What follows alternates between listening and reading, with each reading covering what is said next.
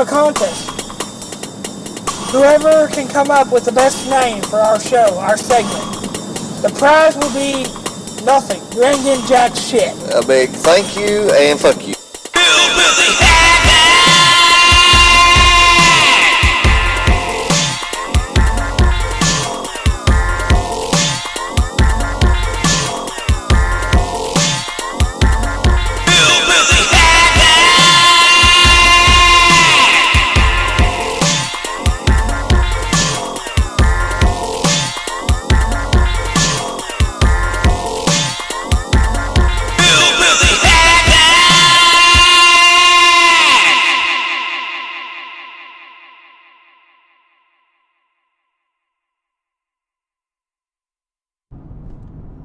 And we're back with a new episode. Welcome back, you fuckers. 9, or what is this, 8, or is this 9? This is 9. 9? God damn, I can't even remember how many episodes. We really have 9 episodes already? Pretty much. Well, fuck. Jesus. And we're in the month of October. Yes, we are officially on the best time of the year. Halloween and baseball playoffs. But mostly Halloween and mostly baseball playoffs. And that means yoga pants are going to be busted out now. Many of these girls are going to start wearing yoga pants. So that's a plus. Yoga pants season. Okay. Yoga pants season, baseball playoffs, and Halloween season. Hey, you can keep the playoffs. Well, yeah, you don't care too much for baseball. No. But baseball playoffs actually start tomorrow. Oh, no, well, today. Or tomorrow. I don't know which one it is. I think it's either today or tomorrow. I don't know. Hey, you don't fucking know if you're coming or going. No, I never know what we're doing. But before we get into it, you know, y'all can check us out on YouTube, of course, CastBox, and we actually do have a Facebook page. Which we did post. We posted the tournament, the horror bracket tournament that we're going to do and conclude. And when we mean horror bracket, we mean whores. Yeah. No, wouldn't it be something, a bracket of whores? Who's the best whore? There's quite a few characters from movies on there that are real good at killing whores. Well, yeah, that's true. Jason. Well, I don't know if you call them whores or just, horny teenagers, but either way. Well, they were probably whores back then. I don't know. Can you imagine that, though? I'm just, for some reason, thinking that a tournament of whores. Stay tuned. That may be up, by Christmas. Who the fuck knows? Yeah, at this point. Who do you think would win for the best whore? Who do you think is the number one whore? What a great way to start this episode. Jenna Jameson. Ooh, nice. I do not know if I could top that. I'm pretty sure I could if I really thought about it. It would take a lot of research to find out who holds the world record for gangbang now. That'd be my guess. Could you imagine? Let's Google that. Let's throw that in the Google machine. Biggest or best whore? Well, you don't want to put the biggest whore because we might actually get literally the biggest whore. Yeah. I think probably what you want to do is search who has the world record for gangbang or something of that nature. It used to be a thing. Mia Khalifa. No, I don't think she has nowhere near the record. I don't think she's very attractive. Mia Khalifa, I just don't see it. I mean, I don't know. I think the oh shit. I'm having a train derailment here. Oh, I think it was over a period of 24 hours. And there was all kinds of rules and all this other shit, Wait, this was an actual competition or something? Yeah, I mean, there was 2 women that kept swapping the record back and forth for a while. The only thing there probably was swapping around. Well, that's neither here nor there, and that's not our topic this week. No, but we do have an announcement, though. Well, it's really not an announcement, but Spider-Man is back in the MCU. We won't go over too much. I mean, he's back. Disney basically gets They get one more movie with him, then he gets to make a special appearance in another one, and then after that, Sony does whatever they want, but Tom Holland stays. I mean, yeah, who the fuck knows? Yeah. But hey, at least we got Spider-Man back though. But anyways, back to horror season. The Tournament of Horrors. Yes. Are not scary. Well, I guess they could be scary horrors. I mean, well, you know. You remember Fancy Nancy that used to walk around here? Shit. No. No. Fancy Nancy. No. Used to walk around all the time. Not only no, but hell no. And for those who are listening, we're not joking. There really was a Fancy Nancy, was her name. What everybody called her. She walked around. Yeah. So, her and Crazy Kenny were buddies. Yeah. Crazy Kenny was awesome. Crazy Kenny was basically, he was a homeless guy who was, I forgot which war he was in. Vietnam. Was it Vietnam? I think. But he would walk around all the time and, just ask for me. He was actually legitimate crazy. No, he wasn't. But, he wasn't? No, it was a big fucking act. Well, fuck me. But it was a very convincing act. I mean... Yeah.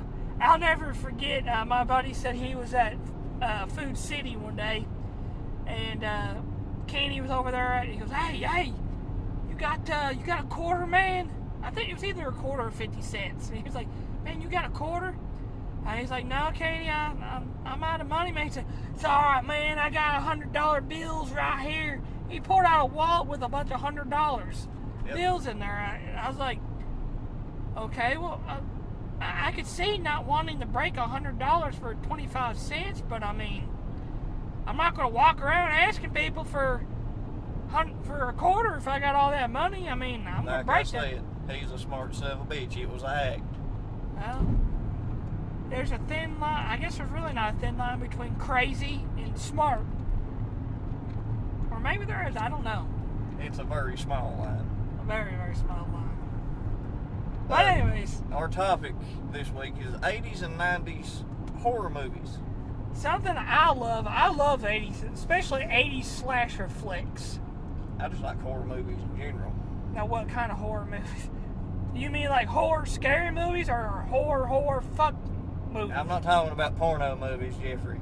Okay. Well, I'm pretty sure. I'm talking about, Well, we like them both, so we're just gonna, Anyway. Yeah. Anyways, 80s, 90s horror movies. The first one I remember getting introduced to was Friday the 13th series. Well, I could sit here and rant on all fucking day about that movie because I love the Friday the 13th movie series. I can rant on it for days. I could do a whole episode just on probably part 1, a whole episode on part 2. I could do probably 13 fucking episodes. Nah, because to me, you can take the first movie, throw it out the fucking window. Really? Yeah. Did you not like it? I mean, or did you just? It's just because where Jason's actually not in it. Well, technically he is in it. Somewhat. Yeah, but he's not the killer of Crystal Lake at the time. No. Which is what they lead you to believe.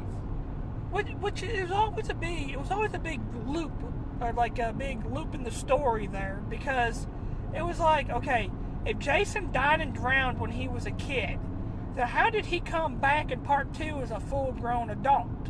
Which I will get into that here in a minute. But that always kind of baffled me. And what was the other one where it didn't have Jason in it? Now, I don't mean Jason. Oh, it was part 5. Okay. Part 5, you can throw that out the fucking window. I see. Well, I like the New Beginning. That's what it was called. Because it was a copycat killer. Well, a killer that kind of went crazy. It had Tommy Jarvis in it. Yeah, but he wasn't actually in it. To me, that's not a proper Jason movie. It was a whole lot better than Jason Goes to Hell. That movie was trash. He had his shirt tucked in and had a fucking belt on. I mean, what's he gonna do? He gonna spank your naughty ass. God damn. But yeah, Friday the 13th for me personally, I love it.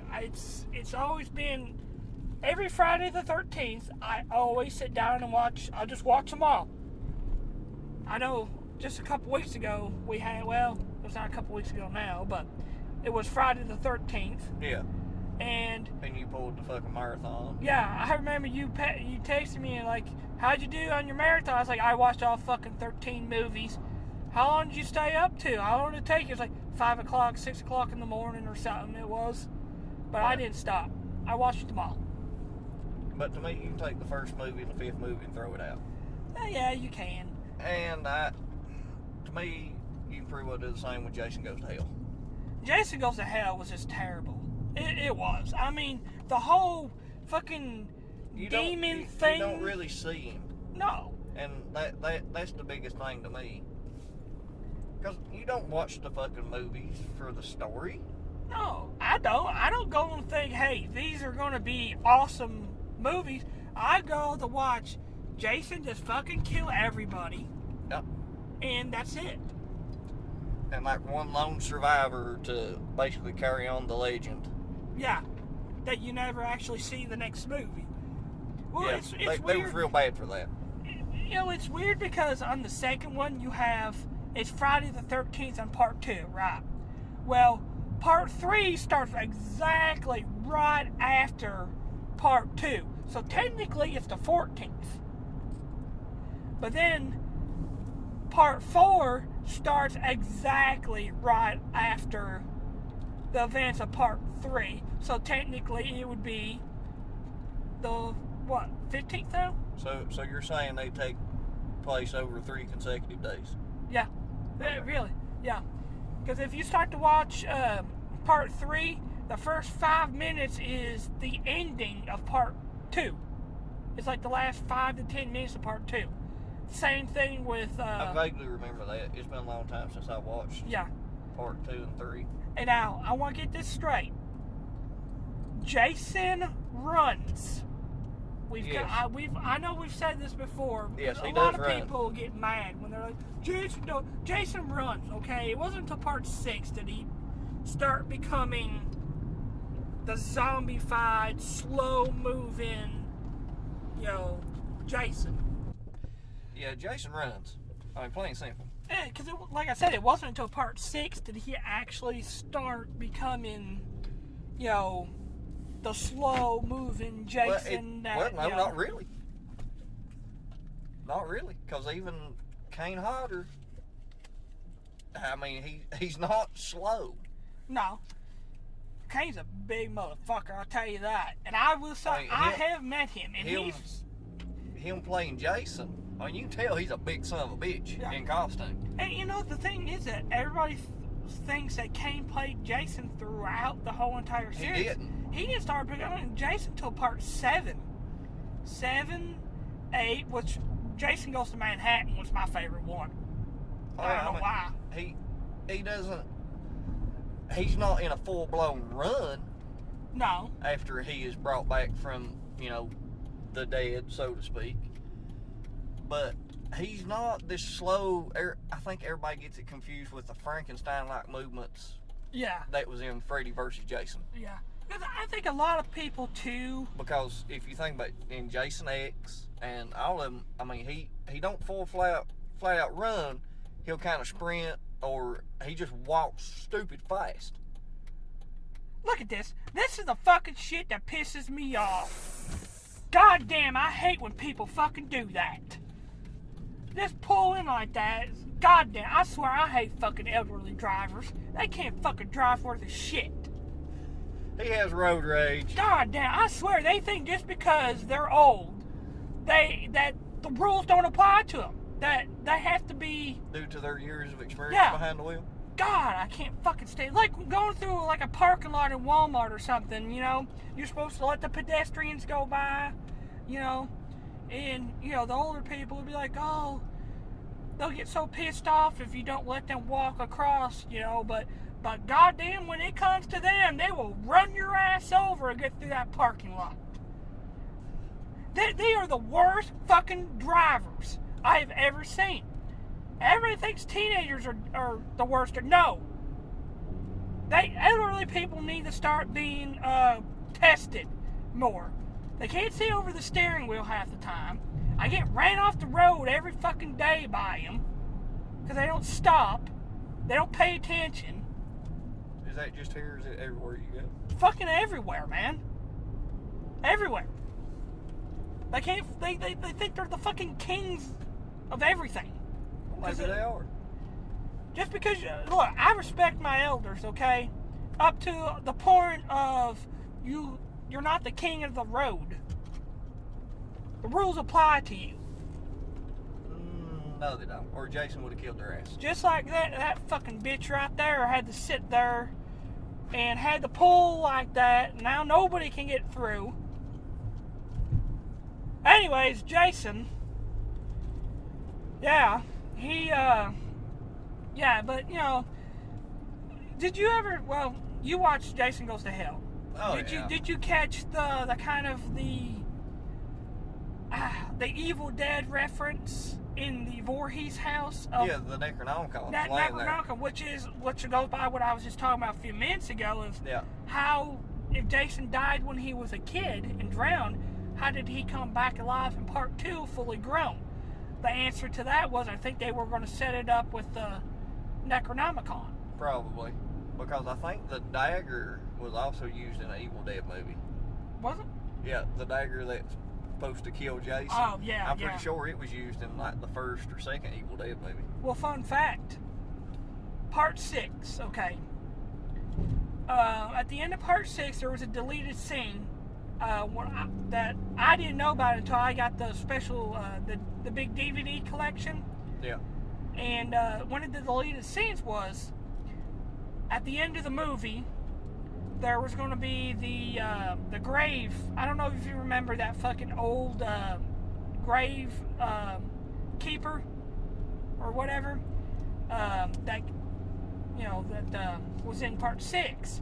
He gets killed at half of the movie, but anyways, in the deleted scene, he actually makes it. And as he's sitting there, all of a sudden, this guy in this hat and this black trench coat walks up. He goes, "I'm taking care of their graves for you, Mr. Voorhees." And it was going to start to introduce Mr. Voorhees, because Mr. Voorhees is never brought up in any of the movies. No, he's not. Because in the first one, you're introduced to, Mommy Dearest, which he worships, which Jason worships, Yeah. And I think I remember reading something or maybe even watching that scene that you're talking about. Yeah, like I said, it was and never... it's like, oh, shit. Because it was never actually filmed. It was just storyboarded. Yeah. So they went through the black and white storyboard and did, Yeah.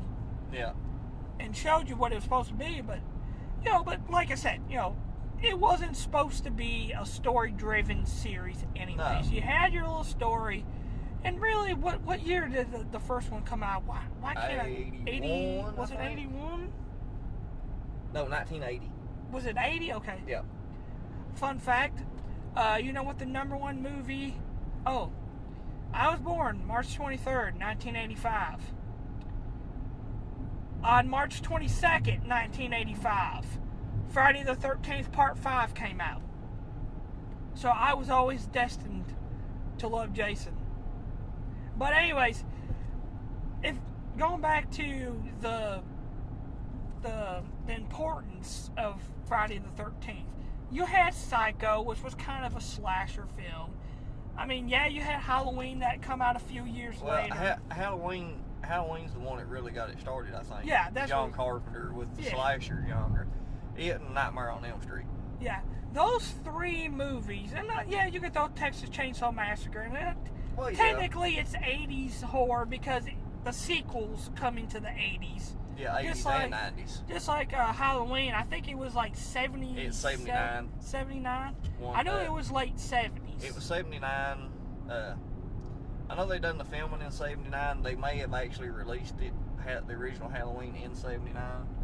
Okay. But at the very least, I'm pretty sure it was in theaters in like the 80s. Yeah. I mean, those movies right there really set the stage of what would become the horror movie genre and slasher movies. In my opinion, I think 80s and 90s horror movies are probably the pinnacle of horror movies in general.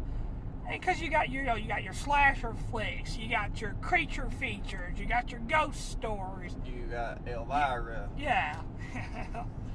You got your gore fest. You like Saw. Either or Saw was, early 2000s or mid 2000s. Sorry. No, but you have shit. I had it right on the tip of my tongue. It was more like a B movie, but damn, it was like one of the goriest movies ever. And The Evil Dead was the same way. Yeah. There was so much, they used gallons upon gallons of fake blood. Oh, yeah. In 1 and 2, I think. The Evil Dead series is just... It was one of those series that it didn't do good in the movies, but it become a cult following. Oh my God, it cult classic regardless. Yeah, I'm trying to think what year Evil Dead come out. I know it was early 80s. I think it was. I want to say it was 81 or 82. 81. 81. Okay, 81. Yeah. Yep. So yeah, it come out the same year as Friday the 13th, isn't it? No, Friday the 13th come out in 80. I'm telling you, I'm bad with dates. I'm sorry, people. You would think I would know this stuff. Nah. But yeah, those movies, Friday the 13th, Nightmare on Elm Street, Halloween, even Texas Chainsaw Massacre. Yep. Define what would become some of the greatest horror movies ever. It went on to inspire other horror movies. I mean, Wes Craven made Scream as a kind of throwback to the slasher genre. Yeah, exactly. Great series. Well, I love the first 3. The first 3 will never be beaten. Now, I watched 4 when it come out a couple years ago. I don't remember watching 4 ever. Yeah, it was terrible. I'm sorry, it was terrible. Actually, I'm not sorry. It was terrible. You evil bastard. Yeah, the beginning of it just completely, I don't know, I can't describe it, but it was terrible. But I think, going back to Jason real quick, shit, where the hell do you even start on that damn series? What, on Jason? I mean, probably the most fucked up one is actually not him in Manhattan, which you might think would be, how can they make it more ridiculous than this? Jason X. Oh yeah, Jason in the space. motherfucker he's fucking frozen, been frozen for thousands of years. He's discovered, and before he's even unfrozen, he cuts a bitch's arm off. Well, what about when he... And then he turns into, half metal Jason. Oh, the Uber Jason? Yeah, it's like, what the fuck is this? Jason X probably has one of my favorite Jason kills. One of my favorites. It's not the favorite, but it's one of my favorite. When he first wakes up after being frozen. Yeah. That one girl is experimenting, doing an autopsy on him.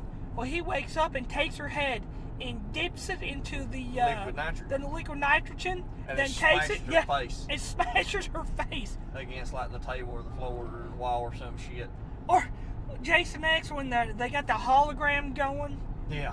And he put those campers come up there. They're like, hey, you want to engage in a simulation or some shit. You want to engage in premarital sex? And then all of a sudden it cuts back to the guys. And then it cuts to him, and he's got him in sleeping bags, beating them against the trees. He's fucking going to town. He's loving it. He's having a ball. And he don't know why they're not dying, because he's not used to them just not dying. Yeah, you can tell he's getting a little pissed off. Yeah. Which is something you had never seen in the series before. No. Because he's always been methodical and scary, and his look has changed over time. Oh, yeah. I mean, from, the burlap sack to... him finding getting the hockey mask, to him being as deformed as he was, which, his deformity kind of changed through the movies. Well, the one thing I liked about Kane Hodder's version when he did 7 and 8, when he did 7, he kept all the scars that Jason had all the accumulated. wounds. He went back and looked at all the wounds that he got and he incorporated it into part 7 and 8. Yeah, and kept doing that throughout the series. Yeah, because in part 4, how he dies, remember when he gets what's his face? Why can't I think of that kid's face? He was a famous kid actor. I can't think of his name. He played Tommy Jarvis. Oh shit. You know who I'm talking about? Yeah, I can't think of his fucking He name. was in Lost Boys and all that. I'm drawing a blank. Corey Feldman. Yeah. But when he hits him at the end and kills him, he puts that right here on the top of his head. Well, when part 7 comes and Jason rises, you got that mark right there in his head with other marks in his body. And it shows him degraded, you know, and more or less, like you say, kind of took on the zombie. The zombie role, yeah. So, I mean, there's several people that played Jason throughout the years. But as you know, shit, I can't speak any fucking way. There was multiple actors that ended up playing Jason Voorhees. Yeah. The famous is Kane Hodder. Yeah. Well, like we said, you know, and he didn't start playing until part 7, 8, 9. Yeah. People think he started in 6, and he really didn't. No. But as far as, you know, all the little subtleties and movements that Jason's known for, you know, like his turn and, you know, just the methodical breathing and all this shit, that was more or less Kane's doing. Yeah, it was Kane's take. Along with, you talking about, you know, adding the little scars, little details from the movie's past. Yeah. So, to me, he's the best Jason. Why they didn't get him to play in Freddy versus Jason's beyond me. Well, I think we may have covered this, but when I had met Kane, it was during Walker Stalker in Atlanta. I think it was like 2017, 2016. I don't remember what it was. It was 16 or 17. But when I was sitting in on a panel with him, a Q&A panel, somebody had asked him about it, and he said he got the script. He was going to play. He was all up for it. Yeah. They had asked him. He was reading the script, and then they changed directors. Yeah, they went with some. I can't think. His last name started with a K. I think he was like a Korean director or something. Oh yeah, you're talking about the director. Something Woo. Yeah. I would recognize his name. Yeah. When somebody said it. It's somebody who really shouldn't have directed a Freddy versus Jason movie. Which I actually really enjoyed. Well. I mean, yeah, it could have been so much better, but. Here's my problem with that movie. I think, but will you agree with me on this part, okay? Do you think your expectations might have been a little too high going in and may have been disappointed with it? No, because I really didn't have no expectation of what the movie could be. Okay. Because I had never, read the comic. Okay. Yeah, because there was a comic. Hell, there's a comic, Freddy versus Jason versus Ash. Which I just found out today, there was going to be a movie. Yeah, and instead, we got Ash versus the Evil Dead. Hey, I'm not complaining with Ash versus the Evil Dead. I'm okay with that. Ash Williams, Bruce Campbell in general, I'm really pissed off I didn't get a chance to meet him the other week. But turns out I couldn't get the overtime days I wanted. I didn't get to get down there to see him. Shit happens. The story of life. Maybe one day I'll get to meet him. Yep. But and Mark Hamill. Anyways, but I don't think it was that. It was they changed Jason's look so much. Yeah. And this guy was a bigger guy than Kane, which is harder to believe. I don't think, size-wise, height-wise, yes. He was probably taller. Yeah, I don't mean like build. Kane is still he's still a muscular son of a bitch. Well, because he's also a stunt devil. That's what he was. He's a stuntman. Yeah.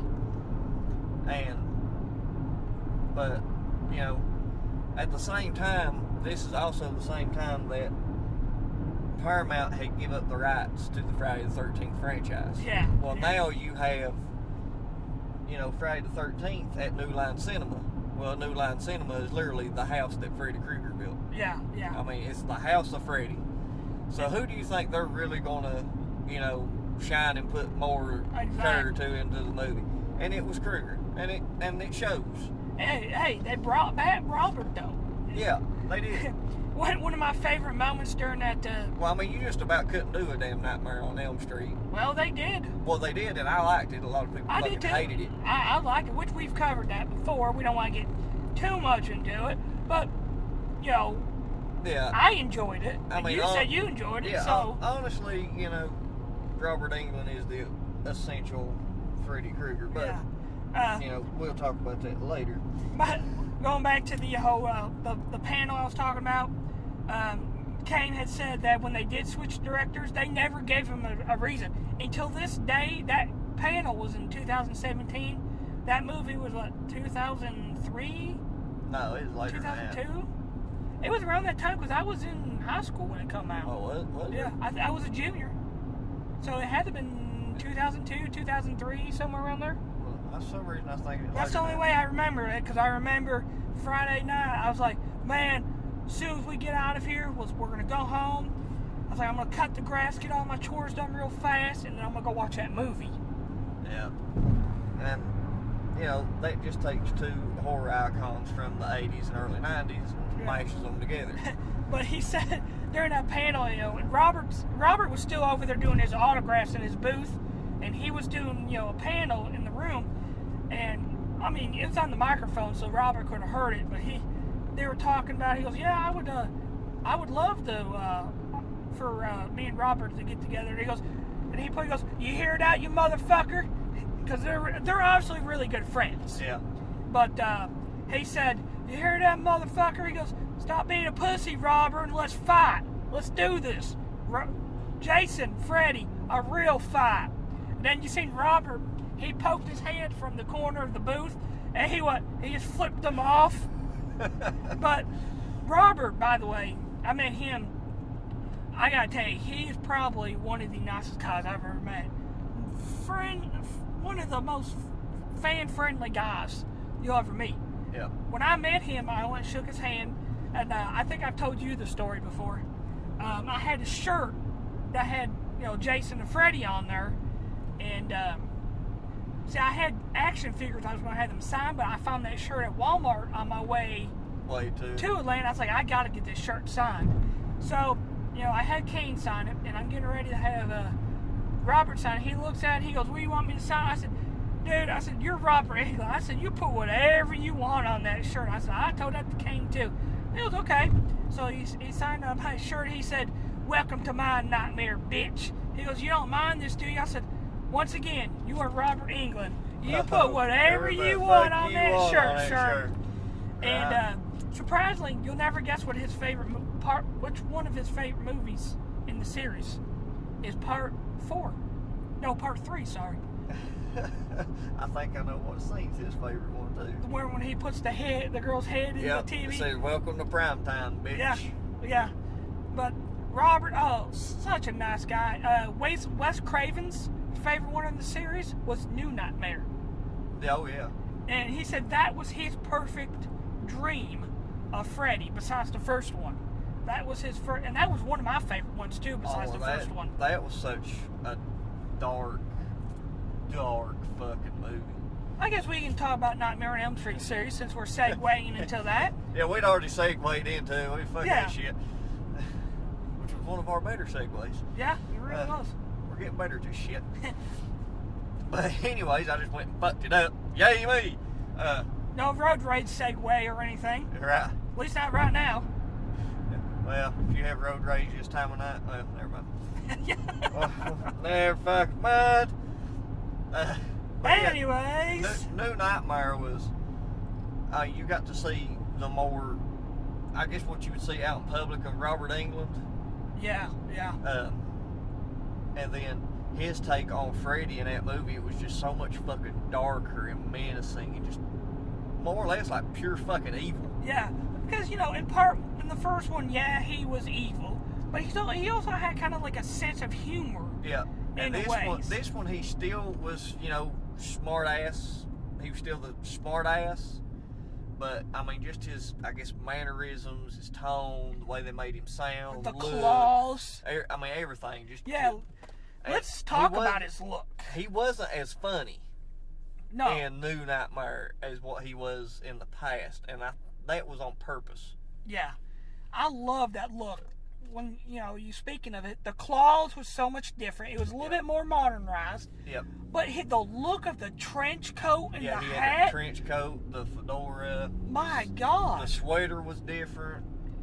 I mean, just overall, you could tell. I mean, they went through and redone the makeup. It was different. The horror part of it was good, like the claw moving by itself. Yeah. And then all of a sudden, Heather Langenkamp would wake up playing herself. Yeah. And, she got... Yeah, I mean, they brought back all these characters still from the first one. And, and it even shows Robert Englund painting this new version of the Freddy character. Yeah. Like you said, even the plot was good. I loved it. It was like, here Robert and Wes and Heather Langenkamp, Yep. Here they are, rich movie stars, blah, blah, blah, and then all of a sudden, it's like she can't distinguish, is this real? Or is this a dream? Or is this, and what's even scarier about that is when you realize, because unless you pay attention, you don't realize one of the lines in the movie, because I asked, I forget who she was talking to, Wes had told her he was working on a new script. Yeah. And somebody had said, and she said, well, I wonder how far Wes is on it, and said, to the part where Dylan talks to God, or tries to reach God, or something like that. And it just had happened. It just had happened. In real life, that fucked with her. Yeah. Yeah, even it was like her real life, like she couldn't distinguish her real life from the movie, and the sad part was Wes Craven at the same time was typing all this shit out into a script. Yeah. And she goes 1 minute from being Heather to being what was her name? Nancy. Yeah. And I just want to say right now, Heather Langenkamp, between that, Wet New Nightmare, and the first movie, she is actually an amazing actress. Yeah. The way she gets emotionally in there, like you could tell when she's doing the role, she's supposed to be like showing fear. She's showing fear. Yeah. You're going to get that emotional, response. Yep. She puts that emotion in there. She does, and it's, I can't remember of a whole lot of other big name actors other than Johnny Depp. They was in the last one in Freddy's Dead. They had like Roseanne and Tom Arnold making an appearance. But I don't consider them real, famous actors or celebrities. Well, they were already famous too at that point. At the time when Johnny Depp was in the original Nightmare, nobody knew who this kid was. No, and look what he turned out to be, fucking Captain Jack Sparrow and all that. What's Eating Gilbert Grape and all that shit. And we ain't gonna mention the Mad Hatter because those two fucking movies of Alice in Wonderland was terrible. I actually liked them. Really? Believe it or not. Well, I tell you about, I didn't watch the second one. I did watch the first one. I watched Through the Looking Glass, I know of. Me, Morgan, and I think it was our buddy Big Josh. You remember him? Yep. We actually went to the movies and watched that. Why? I don't even know why we went and watch it, but we did. Because you all were fucked in the head. Probably. Okay. Just checking. And it was Johnny Depp. Yeah. Who would have thought a Johnny Depp movie was going to be bad? Or thought I wouldn't enjoy a Johnny Depp movie? And I did. Obviously, I still think Blow was probably his favorite, probably his best movie he's done. That's just my opinion. But anyways. Yeah.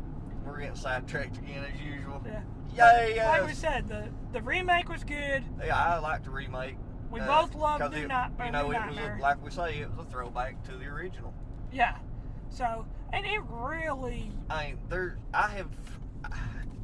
honestly, out of all of them I've watched, out of all the nightmares, there's not one that I could just say, you know, I have to absolutely kick out. I actually, from what I remember, all of them, I actually enjoyed them all.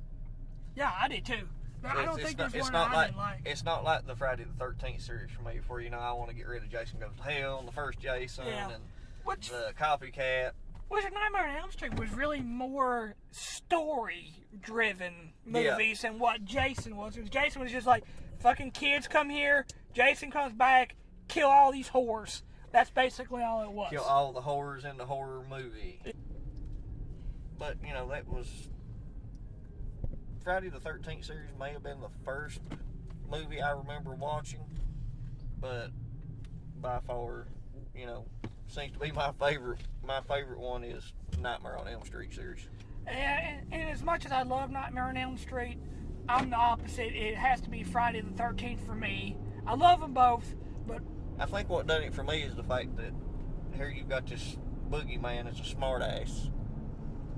It basically, what done it for me is Robert Englund. Yeah. Playing Freddy. Freddy would fucking just... I wouldn't have a chance. As much as I like to sleep... That's what I was getting ready to say. He would... I was getting ready to pose that question. Which one are you more afraid of? I'd be more afraid of Freddy, to tell you the truth. Because Freddy can get you any fucking where. But then when we start... then when we're doing one of our work weeks, then that might be a little bit of a problem. He might be like, are you going to go sleep yet? You going to sleep? Oh, God damn it, you're not asleep yet? Fuck! Will you fucking go to sleep already? That's probably, you know... You're making it sound like Scary Terry. Bitch. Which, you know, it basically, you know, for people who don't know, is fucking character from season 1 of Rick and Morty episode 2. Yeah. Some Scary Terry, bitch. He's basically a rip-off of Freddy Krueger. I like how Rick is like, Morty's like, what is that? Well, it looks to me like it's a rip-off of a horror movie icon or something like that. From a 1980s horror movie icon, slasher icon or some shit like that. Well, what do you have? He has swords for fingers? Yeah, or? So instead of knives, he has swords. Yeah. And, I mean, they've got the fucking nursery rhyme. Oh, the little girl singing, which is fucking creepy anyway. 1, 2, Scary Terry's coming for you. And then I remember at the end, he's like, Orange hated that song, bitch. And he kills the little jumping. Yeah. And speaking of them, those two didn't discriminate of who they killed either. No. They did not care. In Friday the 13th, Jason in part 2 kills a guy in a wheelchair. Yeah, he's an equal opportunity killer. And it's like the whole movie is like he's flirting around with this really hot girl, like they're flirting, and then right at that point you think he's finally gonna get some. She's like, I'll be right back. No, here comes Jason. Fucking not axe, but it's a machete right to the face, and he goes running, falling down the stairs. Yep. In the wheelchair. I mean, he doesn't discriminate. Neither does Freddy. No, they neither one did. And one thing I'll mention about that I liked, it was the final Freddy's dead. Oh, yeah. You know, before New Nightmare, of course. Yeah. They pull in so many video game tropes into that. Oh, yeah. I mean, he blatantly rips off, and it's not Nintendo's Power Glove. It was made by Nyko, or Tyco 1. Well, doesn't he do the same thing in part 3 or something? I can't remember, but he says, now you're playing with power, bitch. Yeah, of course. And he's using, you know, he's playing what looks to be like, could be a Nintendo or Super Nintendo style game as far as graphics go. Yeah. With a fucking Atari controller. Yeah. That's the kind of wit that they gave Freddy at that point. Yeah, I mean, it's just fucking awesome. And you had, you know, they even threw in the fucking 3D glasses, for Christ's sake. Yeah, well, you know, Friday the 13th, part 3 was in 3D. Yeah, but basically they were making fun of that. Yeah, yeah. I mean, because there's always that kind of jab that, you know, they didn't do it much in, God damn it. And Friday the 13th, but Nightmare on Elm Street always kind of jabbed at Jason and Paramount. Because, you know, they went back and forth in the box office all the time. Yeah. Well, let's talk about another guy, another silent killer that come out a couple years before either one of them. The Halloween movie series. And we're not counting part 3, because part 3, I don't know. Oh, Season of the Witch. Yeah. Now I will give them that. I see what they were trying to do. They were trying to make the Halloween series kind of like every movie was going to be a different storyline. Yeah. But after the success that the first 2 had, and then how bad the third one kind of flopped. Yeah, it was like, okay, well, I guess we're going to have to go back to the whole Well, Michael Myers. The Michael Myers Halloween series, that character basically got the whole slasher genre started. Yeah. I think we might have alluded to that earlier. Yeah, because it was a couple years before Jason. But did you have... I was interested as hell. I did not know what they used to make Michael Myers' mask. What do they use? I don't even know this. Oh, you don't? No. That is a Captain Kirk mask. That is William Shatner's fucking face that they cut the eyeballs out of. Really? And I think enlarged the nose holes. Oh, so they kind of just like altered it a little bit? Yeah, they altered it. That's a fucking Star Trek mask. Wow. That is interesting. I never knew that. So you're looking at William Shatner's face. Wow. Imagine that. William Shatner's the real face of horror out there, What am I going to do? Am I going to kill you or let you go? He'd fucking talk you to death. Priceline. Or is it Priceline? Yeah. Yeah. Which, Halloween also gave rise to, they still call her the Queen of Scream, or Scream. They consider her a Scream Queen, Jamie Lee Curtis. Yeah. It really launched her career. Well, part 1 and 2 happen back to back with each other. Yeah. 3, like I said, it's a completely different stupid ass robot. It has robots and witches. See, I've never seen that, and it wasn't until later that I picked back up on it. I think it was when Dr. Loomis actually, the guy that plays Dr. Loomis actually died. Yeah. Donald Pleasant. Yeah, I think it was in part 6. Yeah, because he was in part 4 and 5, because that was when his niece. Well, he was in 1 and 2. Yeah, but he was in 4 and 5 because that was the one with his niece that he was trying to kill, and for some reason I just had the name and I drew a blank on it. But Jamie, I think that was his little niece's name. But at the time, they had to go back and kind of alter the ending of part 6. I think it was. Part 6 was a Curse of Michael Myers, wasn't it? I think so. Talks about, him being born on, with the astrological sign of evil and all this Basically, we're trying to give him an origin of why he was evil. Yeah, why he was the way he was. I was perfectly happy with no origin story. They tried something new and it kind of worked. It kind of did. I mean, they brought back, like, the kid that Jamie Lee Curtis was babysitting in part 1. They brought him back as an older adult and, and all that. Yeah. But they went back and altered it before you hear Dr. Loomis screaming as he's, making sure Michael's dead or getting ready to do an autopsy or something on the body. And it's, of course, everything's already faded to black by this time. And you hear Dr. Loomis just with his blood-curdling scream, essentially letting you know Michael wasn't dead and Michael killed him. But the actor that played him died. Did you ever hear the rumor that Jamie Lee Curtis's character was actually never his sister? You haven't watched the newer movies, have you? Yeah, I've watched it. I watched the remake, yeah. No. Well, it plainly, she comes out and says it's not her brother. Yeah. But did they even allude to it in the first one? Because this is what I don't like about this. No.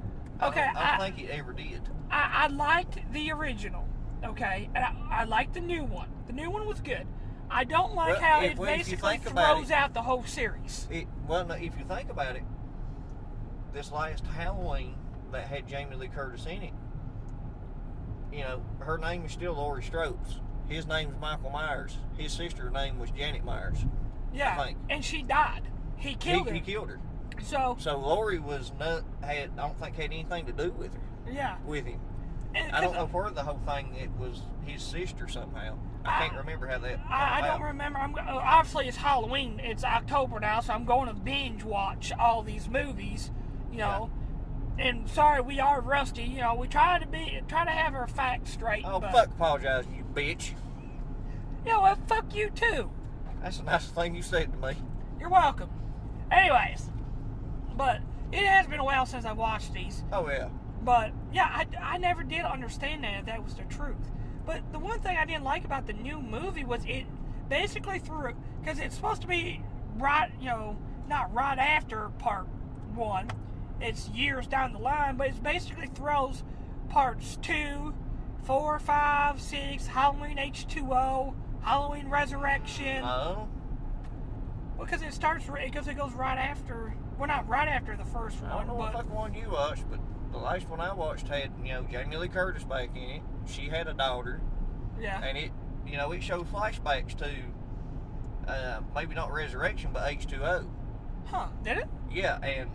It did. He's in prison. This is a continuation. Okay, I think you're getting it confused with Rob Zombie's version. Well, okay, so it did. Okay, so basically, the original sequel, part 2, 4, 5, and Curse of Michael Myers, which is 6, basically does not happen. It just goes 1, then Halloween H2O, then... No, 1 and 2 coincides with this last one. It doesn't? Yeah. I thought it was 1, then it skips all that. No. See, why did they have to fucking fuck this shit up like this? I mean, They Jesus can. Christ. They can. There's no reason to just do that. If you're going to reboot the series, Start from scratch. If they didn't, we wouldn't have nothing to bitch about. That's true. This show would be boring. Well, yeah. It's just that damn simple. But it don't make any sense. Why do that? Why do that?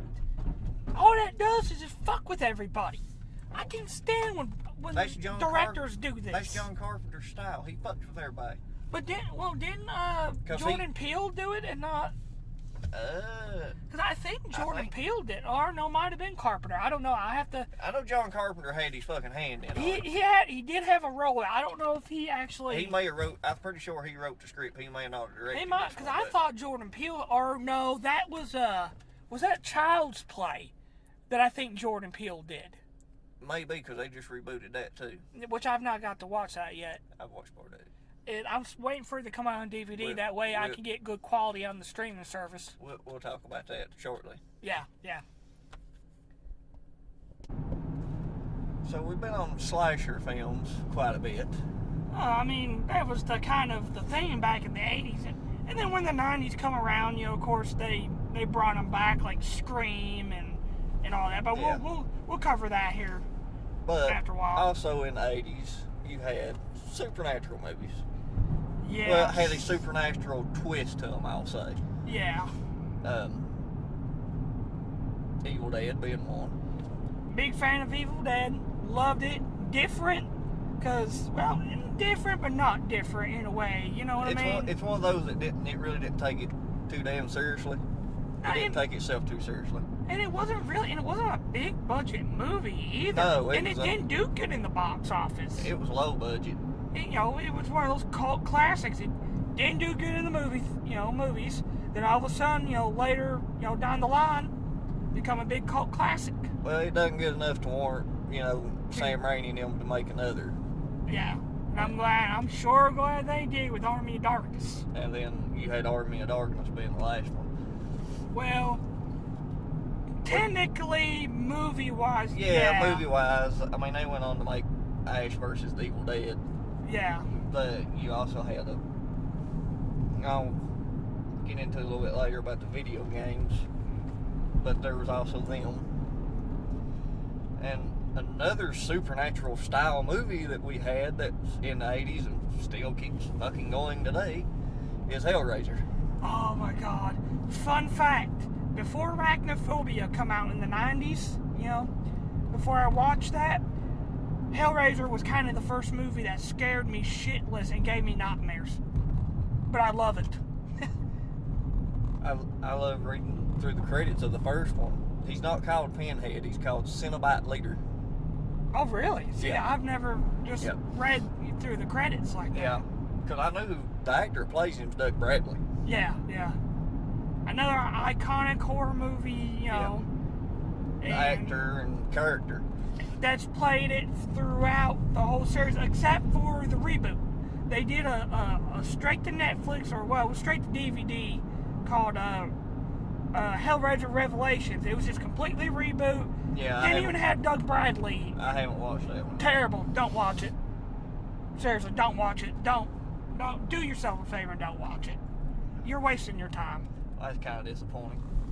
Yeah, it was a lot different though from the, you know, the slasher movie genre that was really taking a hold of everything. You know, Texas Chainsaw Massacre, Michael Myers, you know, and all that.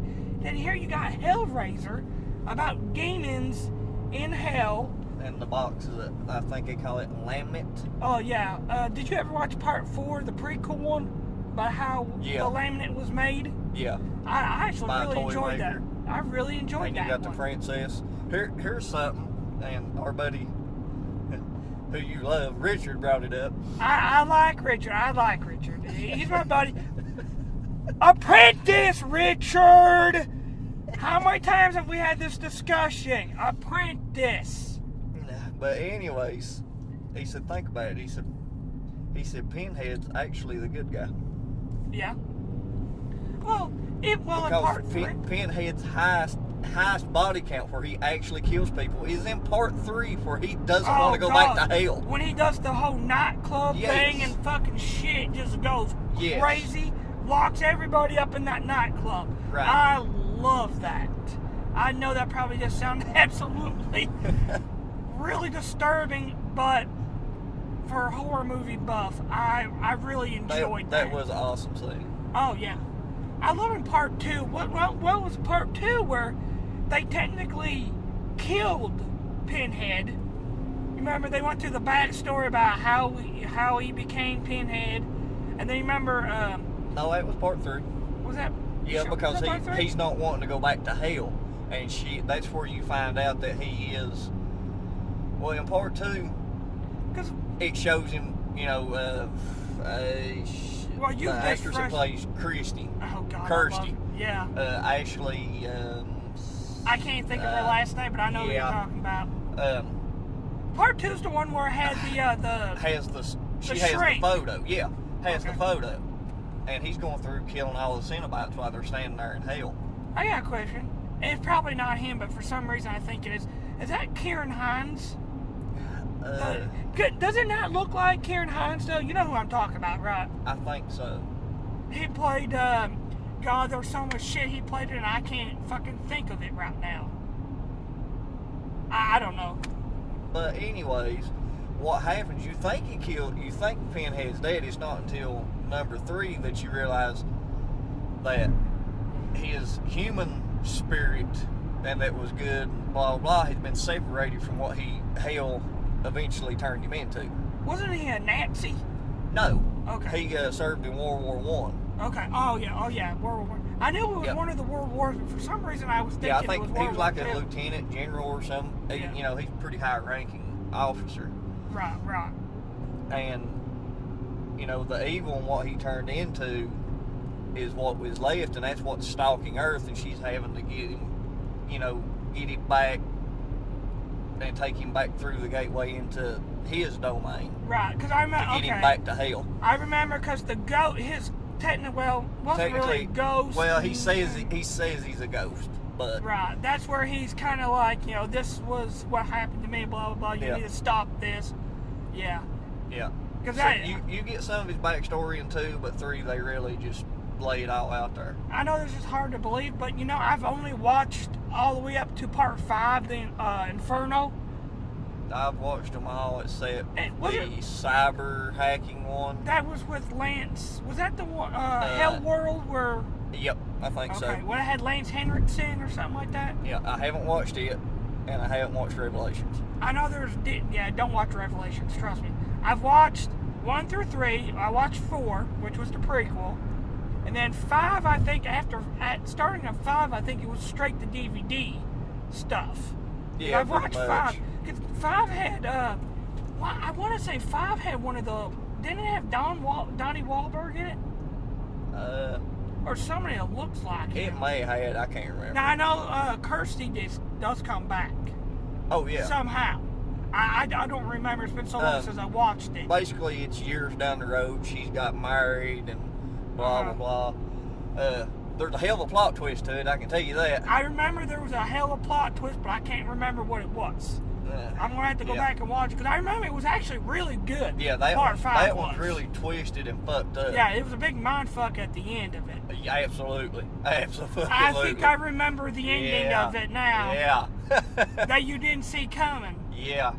We'll talk about it off the air, because I don't want to ruin it for people that's... Might have not watched it. Yeah. Or haven't watched it in a At long least time. I think I remember the end of we'll of talk it. about it. Yeah. But you also had from the 80s Child's Play. Yeah, which I just now watched the remake, by the way, which we talked about that on the off the air. Yeah. Loved it. Acting was real bad in it, but the storyline was really, really good. Yeah. And of course, Mark Hamill. Yeah. Yeah, but Child's Play, it was slasher, but it was also paranormal because of the voodoo aspect. yeah, the voodoo and him going into the doll. Yeah, and all him that. being able to swap souls. I mean, is it Brad Dorff? Yeah, Brad Dorff. I mean, I like Mark Hamill and all. If they were going to pick somebody that replaced Brad Dorff's... At the same time, Brad Dorff kind of is Chucky. Yeah. So, Hey, look how many movies he's got under his belt as Chucky. Yeah. But if there was anybody that was going to replace him, Mark Hamill. I'm not mad about Mark Hamill at all. The course- rest of the acting and the remake, well, yeah. But Audrey Plaza, is that her name? Plaza? Plays Andy's mom? Yeah. God, she's so hot. She's got this weirdness. Like, if you ever watch interviews with her, she's just so awkward and weird that it's just, I don't know, it's a turn on for some reason. I don't know why, it just is. She's just awkward. But, like you say, that is a slasher movie, but you end up with, eventually, Jennifer Tilly comes into the series. Yes, Jennifer Tilly. Red Man. Jennifer Tilly? As Tiffany. Yeah. Which was really a good move, because that actually paid off. Chucky reproduces twice somehow. Yeah, because he had he had a doll version. I actually really liked Bride of Chucky. And this was the seed of Chucky. Oh, that he had that. I haven't watched the new one, the Cult of Chucky that come out. Yeah, I have. I've watched them all. How was it? Really kind of fucking disturbing. Really? Yeah, it's pretty good. See, I've watched, what was the one before that? Shit. I know you had Bride of Chucky. Then Seed of Then Chucky. Seed of Chucky. Then you had another one. No, I can't remember, but it's basically the Cult of Chucky, picks up where that and leaves off. You're following the same girl. Okay. And that's where you get a whole lot more backstory about what happened to Charles Lee Ray, that you just see part of him getting gunned down in the toy store in the beginning of part 1. Well, that movie, he is telling this girl that because that's why she's in the wheelchair, because of him. When he was still human, her mother was pregnant. She had a big crush on this girl, but she was married, and he was friends with them. He kills her old man, and she, almost convinced him to untie her and let her go, and he hears the police sirens, and he knows that she's been betrayed, that he's been betrayed, and he stabs her right in the damn stomach, and ends up paralyzing the baby. I definitely gotta watch Cult of Chucky. Yeah. Harry, here's a coincidence, or maybe it's not, I don't know. Maybe I was talking to you about this. Chucky, Andy, Toy Story, kid's name is Andy. Right. And he's obsessed with this toy, Woody. Is it a coincidence? I don't know. Maybe, maybe not. Maybe. Probably it's just a coincidence. But you brought that up, and that reminded me of something about Evil Dead. It's in number 2, I know for sure. You can see Freddy Krueger's glove Oh, it really? In the shack. Well, like we were In the talking. shed.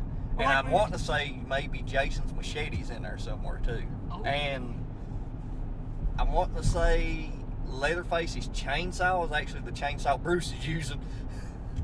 Well, like we were talking about earlier, they were technically setting up for all of them to have a big Yeah. melee. But Is I what don't- they were planning on, but of course that That never happened. except for in comics, they did a lot of Yeah. comics and Yeah. everything. Which is it's going to be fun. See how some of these icons make it in our bracket. Right. If people fill the brackets out. Well, if not, Fill the brackets out, people. we're going to have fun with it any damn way. Yeah, or else you're just going to listen to me and JP rant on about our brackets and you're not going to have a say because it's going to be your fault because you guys are not going to fill out the brackets. So I think he's getting a little butt hurt. But anyway. I'm just saying, I put some more effort in this. But we talked about voodoo with Chucky. There's another one that uses voodoo that you probably forgot about. I probably have. Candyman. Oh yes, I wanted to watch it on Netflix the other day so I could refresh my mind because I want to make sure when we do the tournament I know have my how to facts. kill him. Yeah, that's, I already know how to kill him. Let's see then. Have you even figured out your bracket yet? No. I've seen. I've figured out a little I'm bit. probably going to do mine off the fly. Oh, nice. That's a nice touch while we're doing that. You know what I mean? Just kind of on the fly like Just that. fucking do it and say hell with it.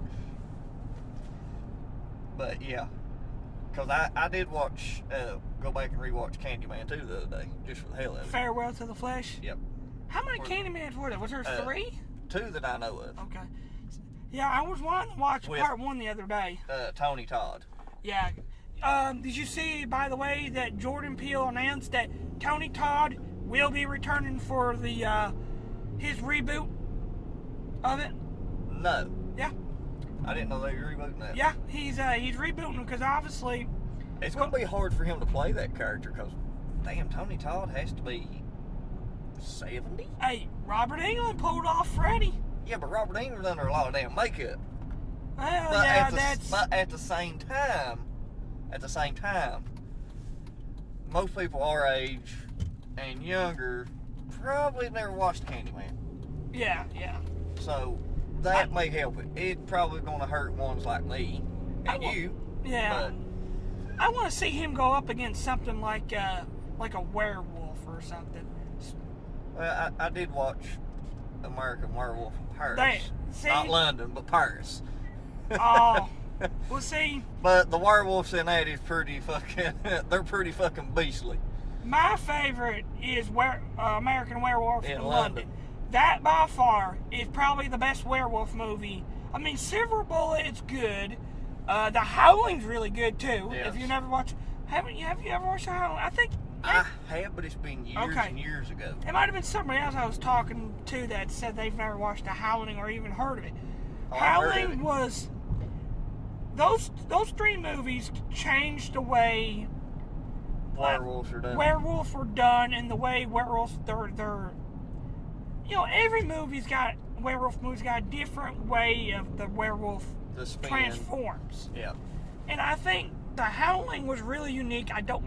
Why can't I remember? I can't remember it right off the bat. But I remember watching it and saying, that's so unique. Yep.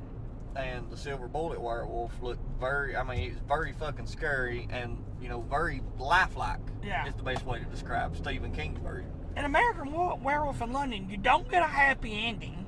I will say that. I'm not going to spoil it. I'm just saying you don't get the happy ending you think. But it was frightening. The way the whole movie, was just... Yeah. It was a good movie. It's probably one of my favorite scary movies. If I have to. I mean, well, you brought up Stephen King, so I guess we'll go there. Yeah, let's go into the Stephen King movies because we were Okay. actually talking about this not too long ago. You have Christine. Great. Paranormal. The car is possessed, and when the movie starts up, you see all these fucking... They're not Plymouth Furies, by the way. That's wrong. Everywhere you see the car list, it's a 58, 59 Plymouth Fury. No, that's a Plymouth Belvedere. The Fury looked different and had different trim, Well, you're the car guy. Yeah, different fucking car. But anyways, You know, it shows the assembly line opening up, and you know all these cars are white. You get to one that's like red with these gold accents. You're like, something's off about this car. And then, you know, it cuts the fucking guy's hand off with its hood. But it also goes back to a lot, I think, the whole James Dean thing and the little bastard. May have been. You know, I think maybe that kind. May have I been wouldn't a play say on that's that. probably what it was, what Stephen King was going or inspired by. Who knows what Stephen King is thinking? Well, especially in the 80s, because as he's done said, he done a lot of coke. Yeah. When was James Dean in the little band? Was that like the 60s or 70s? No. At the late 50s, early 60s, I'm Oh, gonna damn. say. So I'm Yeah. too early there. Yeah. Or too yeah. late. I thought I was. James Dean was, the setting of the movies then, but it was made in the 80s, and I think Stephen King wrote it in, you know, early 80s, late 70s. When he wrote the book. So it's very possible he took, because James Dean's car is kind of associated with something similar in real life. Yeah. And that car has completely fucking disappeared. Yeah. Again. Supernatural, remember, did an episode about that. About little bastard. Yeah. And everybody that has owned it, it's kind of like the fucking Hope Diamond. Everybody that's owned the motherfuckers end up sick or dead or something bad has happened to them. Well, let's go to another Stephen King movie that's actually frightening because it can happen. It's real. It's Cujo. Cujo. I thought you were going to Maximum No, Overdrive. well, we'll let you. Shit. I've never watched Maximum Overdrive. We'll let you take that. But Cujo, dog get rabies, locked in the car. Yeah, I mean, you know, that is very probable. It's Oh, more yeah. probable than, you know, Pet Cemetery. oh yeah, well, of course. I mean, you know, So Indian burial ground, bring coming shit back back to from life. the- yeah. I mean, come on. yeah, but Cujo was one that was real. It was plausible. It can happen. Well, there's another one that's plausible, other than Cujo. Graveyard Shift. Oh, About the big fucking rats. yes, Mutant yes. rats at that. Now, I know what people are thinking. Mutant rats, yeah, that's plausible. Listen, baby, the way the society is nowadays with the nuclear power plants, this All and that. the shit we pumped out. I mean, genetic mutation happens. Now, granted, could the son bitch be 10 foot long or whatever the fuck it was in the Graveyard Shift? Probably not. No. Not in our lifetime. I think Graveyard Shift was underrated. It was. I think it's not just a Stephen King underrated movie, but underrated as a horror movie in general. You know what I mean? Go back to the Cujo thing, though, real quick. What makes it really scary is they're trapped in the car the whole entire time. Yeah. And this dog is, you know, goes from being the lovable family pet, I think, to, you know, this vicious fucking beast. Yeah. I mean, just fucking beast. Well, you're you're more the expert on the Stephen King movies. I've forgotten a lot of them. I remember the other day you were naming them off to me when we were talking about this Well, episode. you got Maximum Overdrive, and it's So explain to me what Maximum Overdrive, because I hear a lot of people talk about it. It's based off a short story hero. He never wrote a full book dedicated to it. Okay. I'm wanting to say it's the only movie he directed, and he was high as shit on coke at the time, and he absolutely hates the fucking movie. He hates Maximum Overdrive more than he hates Stanley Kubrick's version of The fucking Shining. And that's saying a lot. And that's saying that because The Shining is really good. But Stephen King fucking hates it. Yeah. Because it strays so far from the source material. Yeah. Hey, you know. But understand. you're as soon as the movie starts, you know, you got all this wild shit getting ready to go on, and you can tell because it shows a bank right off, and the whole soundtrack is AC/DC. AC/DC does every damn song for it. It's fucking awesome. Points right there. But anyways, it shows, you know, it's got the little, you know, sign above the bank. It tells you know, like the time and temperature, and all of a sudden it says fuck you, fuck you, fuck you. Well, he's at the ATM trying to get money out, and it says you are an asshole, and he hollers, you know, come on over here, sugar buns, this machine just called me an asshole. And you got fucking bridges going up, and the premise is all the fucking machines of the world have come to life on their own. Which is actually, I know a lot of people are about ready to say, no, listen, the way AI is becoming nowadays. And integrated, everything connected to the internet, it's kindly plausible. Yeah. With all the self-driving bullshit going on. But, you know, it focuses mainly on big trucks, but you do see airplanes. You see a military vehicle, even a fucking dozer. God. Yeah. And, you know, they all come to life. They start killing fucking people left and right. Fucking soda machine takes out a coach. Steamroller runs over. They literally show Steamroller running over half the little league baseball team. God damn. Yeah. It even shows a poor dog laying on the fucking lawn with a radio-controlled RC cop car in its mouth, choked to death. Wow. Yeah. Yeah. See, And supposedly, you know, it's because of a comet. You get to reading at the end because it opens with, you know, a comet passes by and the Earth's in this green glow and all this shit. Come to find out, they discover later on it's a spaceship. Also, the comet's actually aliens. A big fucking alien. So there you go with that one. I just did a Giorgio impression right there. And he done Sleepwalkers. I've never seen Sleepwalkers. It is about shapeshifters. Oh. Yeah. Okay. Got my attention there. Yep, shapeshifters. People might not say it's a movie, but the original It, of course. Yeah. It's really good. It's a mini series. It's just a long fucking movie. It was one of those made for TV. Yeah. Tommy Knockers was the same way. I've never watched Tommy Knockers either. It kind of connects to a point, kind of like It, to some extent. One day you're gonna have to sit down and we'll have to do an episode seriously about the Stephen King universe that you have opened me up to. That they're all tied together somehow. Because I never knew that until you told me. Yep. The Shine. Yeah, it was the ones that shine. The Shine. What was it like? Dark Tower, Shining. Oh, Dark. And they're all connected. They're all connected in this big fucking universe. Basically, it's on this ancient creature that is essentially a turtle, which our world is built on. And you have these people that shine. It's a wild fucking. The multiverse is fucking wild. Stay tuned, everybody, because we are going to get into this eventually in an episode. Yes. When I'm a little bit drunk to understand this. You might be better off being sober for that one. But you know, you got Pet Sematary, as I mentioned. There's a lot of fucking Stephen King shit from the 80's and 90's. And even a hell of a lot more that was good after that.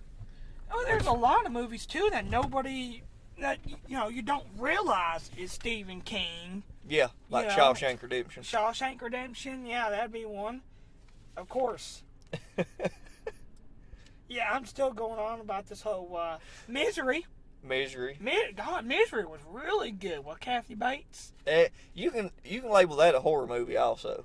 Yeah, because she's about a crazed fan, and that actually happened to Stephen King. I mean, that's what got him to write the book. Is he had an interaction that was creepy with a fan, I reckon. Oh, well, you can't consider Carrie because it was like 78, 79. Well, yeah. Carrie was. But you know, he come out with Carrie a little late. Carrie 2 also. Did he do Carrie? No, it's just based off his book. Oh, okay. I was gonna say. And then it's not a Stephen King movie, but you have Puppet Masters. Puppet Masters was kind of unique Right. in a way. I mean, you know. I can't remember how the fucking puppets actually come to life and stay that way, but they're murderous little bastards. I forgot, and I used to love Puppet Master. Yeah, they're murderous, mean little sons of bitches. Oh yeah. And just fucking awesome looking at that. Yeah. I like the fucker with the drill on his head, and the one dressed in all black with the fedora and the knives for hands. Yeah. Two of my favorites. Well, here's one of my favorites that I have to bring up before, because we might have to move on to some of these 90's too. Yeah. There's a lot of 90's stuff that we had to. I forgot the Lost Boys. Yeah, oh yeah, Lost Boys was a unique vampire movie. Yep. Pumpkinhead. Yeah, Pumpkinhead. Pumpkinhead. That is a unique story. That is like witch voodoo territory there. Yeah, because you got this. It takes a blood spell. It's a lot of witchcraft. Like you're connected with Pumpkinhead. You feel if he gets shot and you're the one that resurrected him, and brought him, your blood, you feel the pain that he inflicts, also the pain that's getting inflicted on him. So, if you never watched Pumpkinhead, it come out back in '88. I thought it was a little bit earlier than that. But it had Lance Henriksen in it from Aliens, which is another great Alien, if you want to count. Alien is not really a horror. Well, it is, but it's... Yeah, it's more sci-fi than anything. Yeah, Alien was more a horror movie. It could go either way. Yeah. But anyways, Pumpkinhead, it's a small town. Yeah. He's with his boy at this, I forgot where they were at. Yeah, I forget. And these people that are from out of town, these teenagers. They kill him. It was an accident. It's an accident. It's an accident.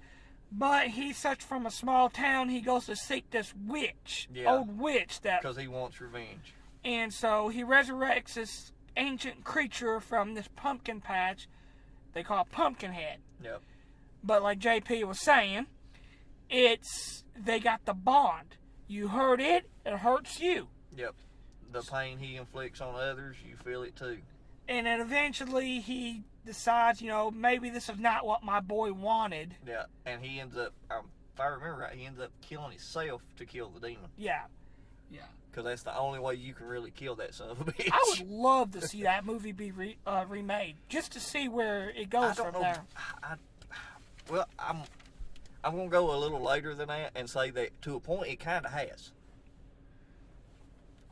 I think Jeepers Creepers is kind of along that same line without the host bonding, or at least we haven't seen that yet. Yeah. Which he's going to be an unsung hero, or he's kind of going to be an underdog in our tournament because, Well, so far nobody's figured out how to kill the son of a bitch. So, there's that. So, there's that. A few honorary mentions before we move on to the next decade. Well, we'll go ahead and you go ahead with the honorable mentions. We had Fright Night. God, love Fright Night vampire movie. Loved it. I think it's probably one of the best vampire movies. Another Stephen King movie I forgot about, Children of the Corn. Children of the Corn, yeah.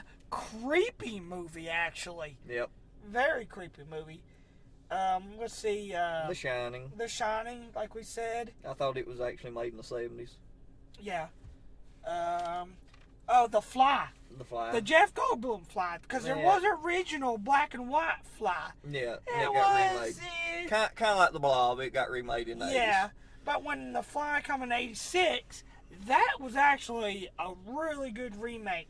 Yeah. With that, and it was actually kind of... Poltergeist was okay. Poltergeist scared the shit out of me. Well, it scared the real shit out of me, but it was unique, I guess. That's more of a cult classic. Yeah. But some people might consider it a horror, so we won't mention that. Yeah. But The Fog, that was another good movie. Which has been remade. Yeah. I really like the old Fog, though. Here you got a little town, little marine town, getting ready to celebrate their town's birthday, founding. Yeah. But little do they know, there's a kind of a... thick, dense fog rolling in, but it doesn't show up on radar. Yeah. And what this fog is, it's these pirates. Dead. Yeah. Because there's actually... They're like zombies. Yeah. Because there's a secret history that this town does not know about. And it's coming back. To bite them in the ass. To bite them in the ass. And nobody knows about it. Yeah, literally.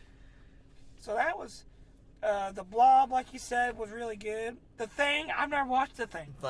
The 82 is a remake. It is. The one with Kurt Russell is a remake. Oh, is it? Yep. It was made back in the 50s. Like you said, Lost Boys. Lost Boys, obviously. Kiefer Sutherland. What else does it say? If you've never watched Lost Boys, you're not a horror film fan. You also got Critters from the 80s. Oh, Critters is...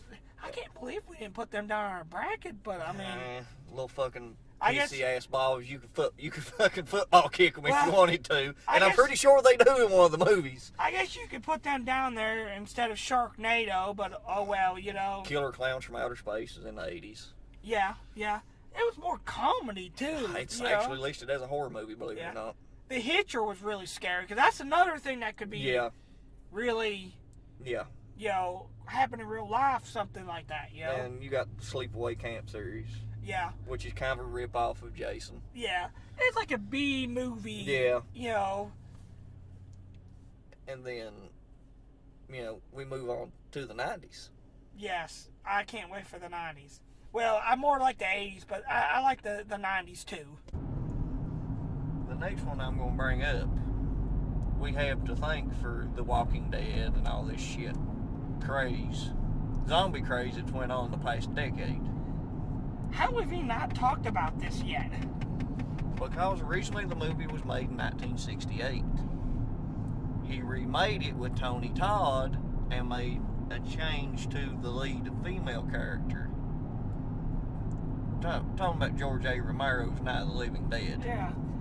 I can't believe we've not talked about, about this yet, because you would figure being, the topic of discussion, you think we would have already mentioned it. Well, a lot of his movies were made in the 70s, though. When you can remake your movies, Yeah, he remade his own fucking movies. you're good. Yeah. And when he died, he was working on one. And Oh, was he? Yeah, his son is trying to take it over and get it finished. Okay, so that was my next question was, His son's trying to take it over and get it finished, but kind of, last I read about it, he was having trouble. it's not like I don't like zombie movies, it's just, Well, that one, when that got remade, that led to 3 more being made just a few years after that. Return of the Living Dead. now see, I've watched Walking Dead, obviously, blah, blah, blah, and I've watched Day of the Dead, Dawn of the Dead, and all of them. I've watched them before. It's just zombies just never really, I don't know, interested me, I guess. I like George A. Romero's take on it because he's the father that really got it all started again. Yeah. But, Night of the Living Dead was kind of serious, more horror-oriented. Like I said, you had Tony Todd playing the lead character. Because in the 68 version, the lead male character was also black. Right. So, when you or know more about... African-American, however you want to say it. Yeah. You know more about zombie movies than I do. So, was 68 the very first Night of the Living Dead? That was the very first one. See, I remember watching it like in black and white. It is in black and white. Okay. He fucked up and didn't copyright it, so he never made no real money off that movie whatsoever. And there's Jeff blowing the fucking horn, interrupting me.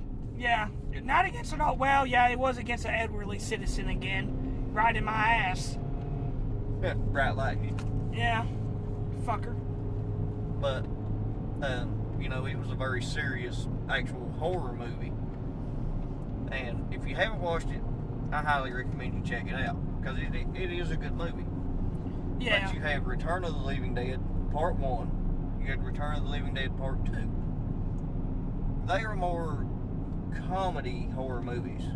Kind of like The Evil Dead. What was the one where they were trapped in like the mall and you had like what was it, Ving Rhames, I think it was? Day of the Dead. Day of the Dead, okay. That's the only one I can remember. Land of the Dead had the remake. They was in a city. Okay. That they had made. Had Dennis Hopper playing the main asshole. Of course. It had John Leguizamo in it. Really? Yeah.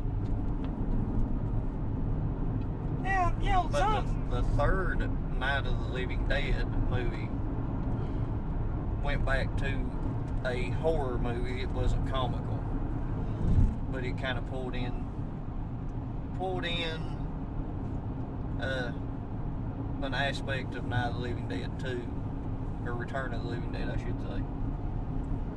Hey, zombie movies are still popular. I mean, once Yeah, The Walking Dead took off, they just started right back again. And in my opinion, you have George A. Romero to thank for that.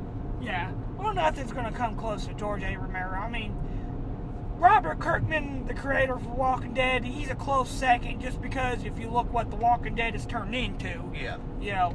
But, I mean, as far as The Godfather, I would consider it be him.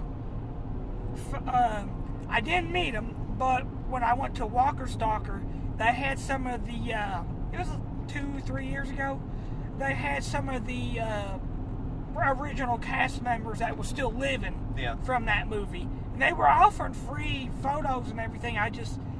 It was so packed that I couldn't get to that. The original black and white movie is literally a cult movie. Yeah. It's been translated into, I think, every language in the world. It's been shown like everywhere in the world. But I had forgot about a Stephen King movie, but it was actually made in the 90s. Okay. It's a vampire movie. I think you were telling me about this, that I needed to watch this movie. Night Flyer. Yes, yeah. And you don't see a whole lot of the actual vampire. It's wild. And the vampire's doesn't look what you would expect him to look like either. He don't wear the cape and the slick back hair, and I want to suck your blood. No, he don't talk with a trashy European accent. I don't even think I just did a trashy year. I don't even know what the hell that kind of accent was. 8 Mile. 8 Mile Vampire. Yo, man, I want to suck your blood, man. What's up, homie? What's up, homie?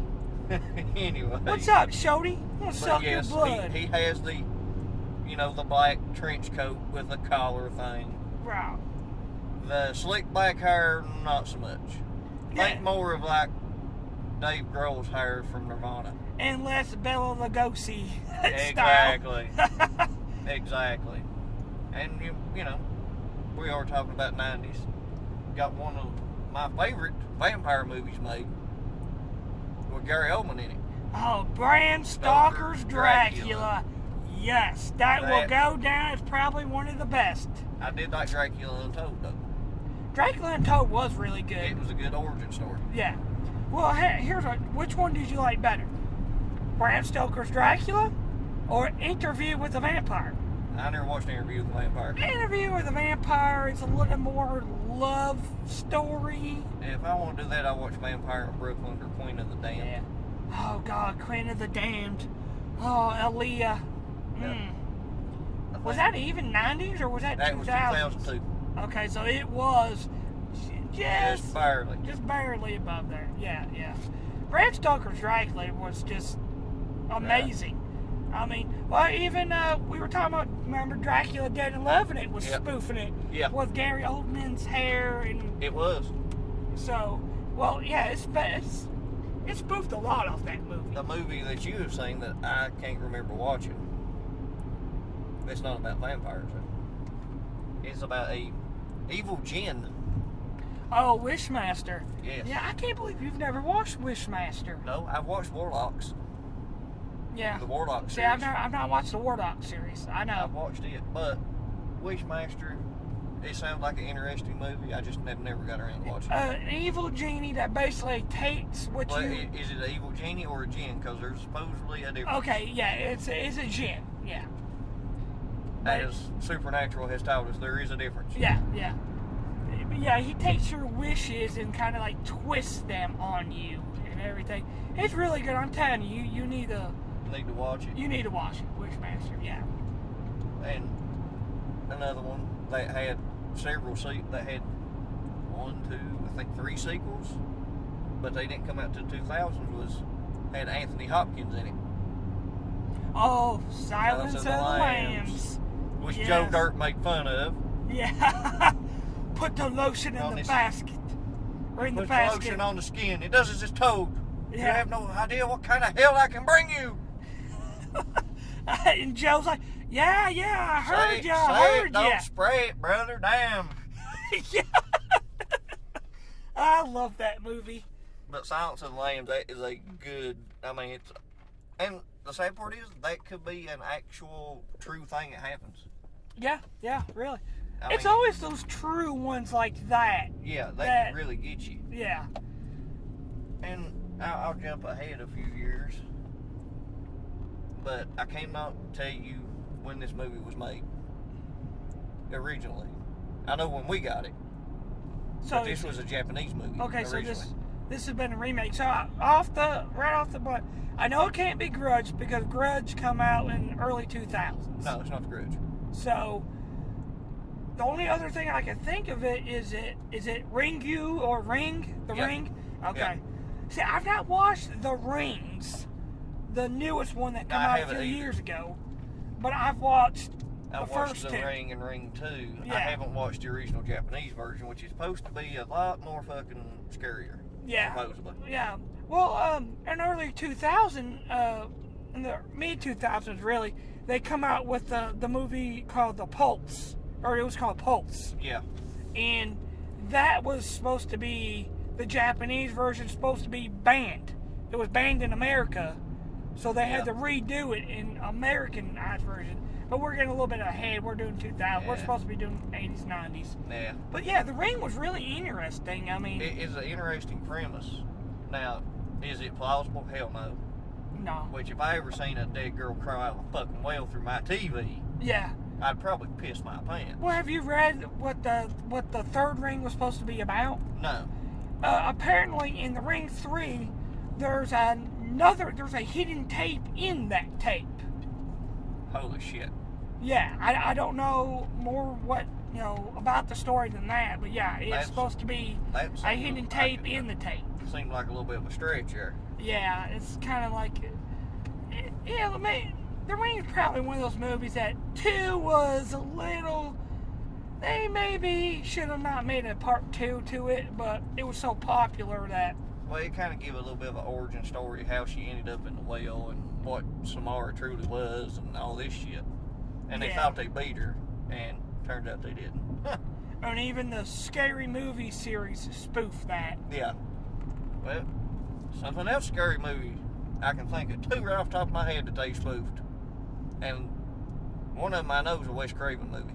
Oh, well, yeah, everybody pretty much knows what they're spoofing there. The Scream series. Scream series, yeah. He paid homage to the 80s. Yeah, going back to the slasher. And what I liked about Scream was, it was a slasher flick, but it actually had a good storyline to it, because towards the end, once you got into like 2 and 3, you come to find out there's a bigger story than what you think. It goes more than just a slasher flick. Part 5, I think it was, the last one that come out, was fucking terrible. I don't know, I didn't watch it. It was terrible. I went to the movies and watched it. It was terrible. But 1 for 4 was good, though. I can't remember if they made particular fun of this one, but yeah, they did in the very first one. I Know What You Did Last Summer. Let me tell you about this, okay? I Know What You Did Last Summer. When it come out, what year did it come out? Early 90s, wasn't it? 90. Let me take a guess.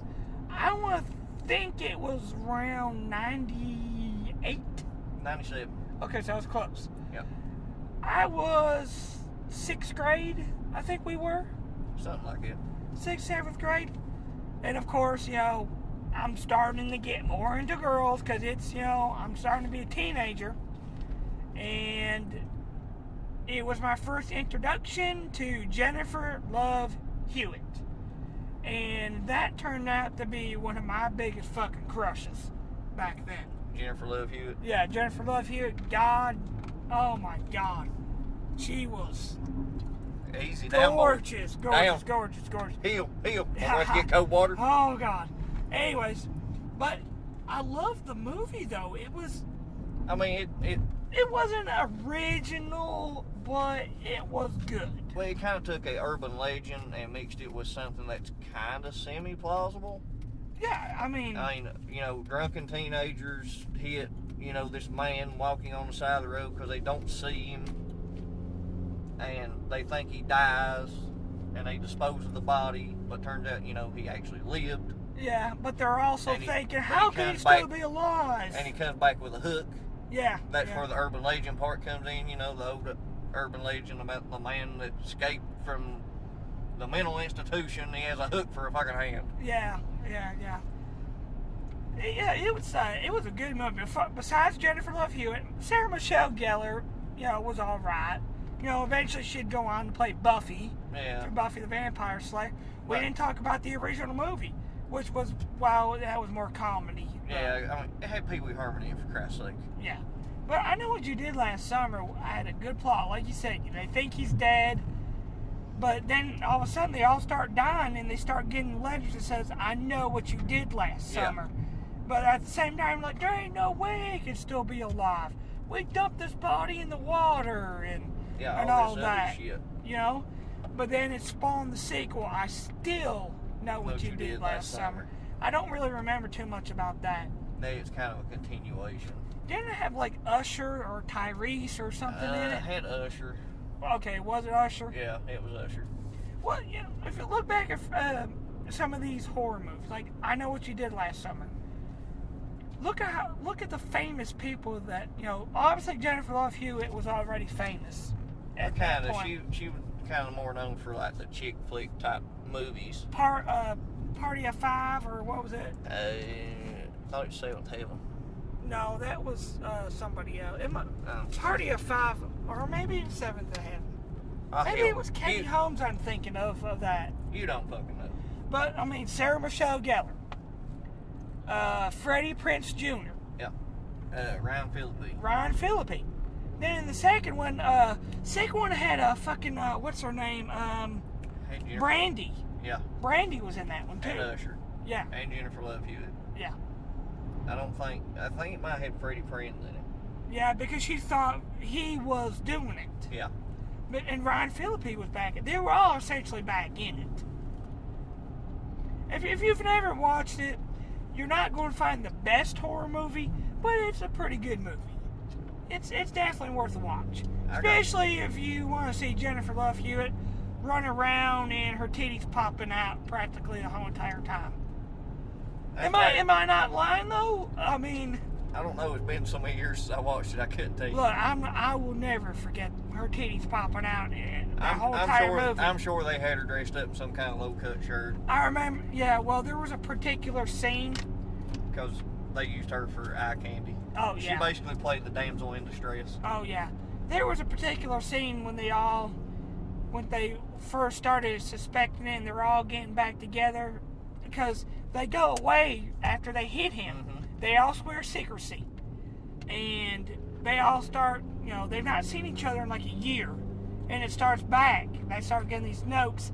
And there's one particular scene, she's out in the middle of the fucking road in the day, getting the note, like, she's screaming, what are you waiting for? What are you waiting for? Come and get us. Yep. And her titties are practically popped out of her shirt. And she's just, and the camera is trying not to be specifically focused on that, but it is. Yeah. And I understand what you're saying. being, 16, 17 years old, I'm like, yeah, this is a great horror movie. Yeah. I've got one that you fucking hate. Absolutely. You hate this fucking movie. Me? Yeah, it scares the shit out of you. Oh, no, please don't. You Please wanna fucking burn don't. No. They made a spoof about it called 8-Legged Freaks. That was kind of making fun of it. Well, I liked 8-Legged Freaks because it was more, you could tell they were fake, obviously, but I know what Arachnophobia. Oh my God, I'm already just... Yeah. Fuck that movie. Have we talked about this before? I have a very big sense of deja vu, like we've talked about this before. We talk about so much shit, it's on tell. Yeah. Well, one of the reasons why it scared the shit out of me, besides I fucking hate goddamn spiders, was that they actually were real. Like, they looked real. A bunch of them was real. And it's plausible. Because, in the Amazon, or were they in the Congo? I think they were in the Congo, and this was an undiscovered species. Because obviously, in the Amazon, it's so thick and dense that there's lost cities that they're actually finally discovering in the Amazon that they thought was, lost to time or lost or make-believe. And they're all the time discovering new species. Yep. So, that's fucking plausible. I think it was a new breed of tarantula they might have found. Yeah. Well, the reason why I can't remember because I don't Yeah, fuck the movie. Yeah. Well, the reason why it's plausible is because I was watching a show on Netflix called 72 Dangerous Animals of Latin America. And the Brazilian wandering spider, which is the second most dangerous spider in the world, all the way. It's the funnel web spider in Australia is the first. Yeah. But it's a big fucking tarantula, and it can, shake the hairs off its arms, Yeah. off its body, and get in your eyes and almost cause permanent damage. If it gets on your skin, you sit there and scratch. Almost all tarantulas can do that. Yeah, well, but they're by far the worst. the reason why I'm saying this is because in America, it come over in a crate of bananas Yeah. that they found it in. Yep. I mean, the thing is fucking huge. Oh yeah. So that's why I'm saying it's plausible arachnophobia is. Oh, it without a doubt, because they found some.